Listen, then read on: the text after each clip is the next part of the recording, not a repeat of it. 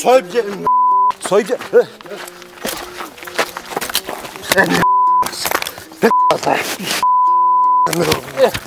Ne kılıyorsun?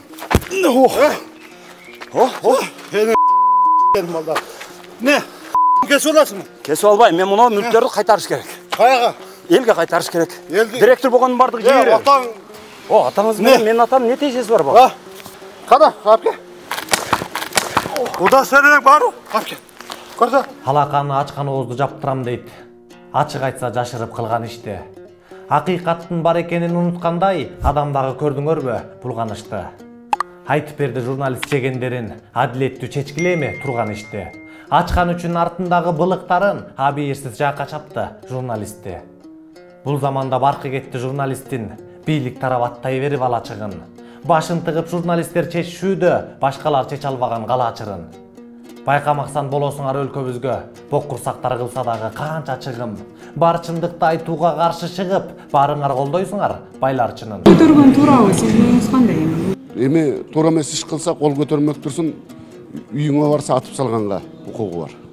Башчылар эркиндикти кордобосо, бардык журналисттер мактай алмак. Бар чындыкты өйдөкүлөр жактырганда, бири калбай жапатырмак, барктай алмак. Барын чыгар билсин дештин ордуна басынтышат журналистти алмак салмак. Бул адам эмес ыдырыс чапканында баса калып мыйзамга такай калмак. Ээсин сүзүп коросунан качырышат, ээн сарайда букалардын бордолгону. Эки көздү жумсаңдагы көрүнүүдө эл билчү акыйкаттын тордолгону. Элим деген журналистке кол көтөрүп, эркиндиктин ушулда кордолгону. Этектеп жашамайбы булгандай, эке жеп журналисттин кор болгону. Чимирилип каалагандай жүрүшөт, чирээни бакчасында көпкөндөр.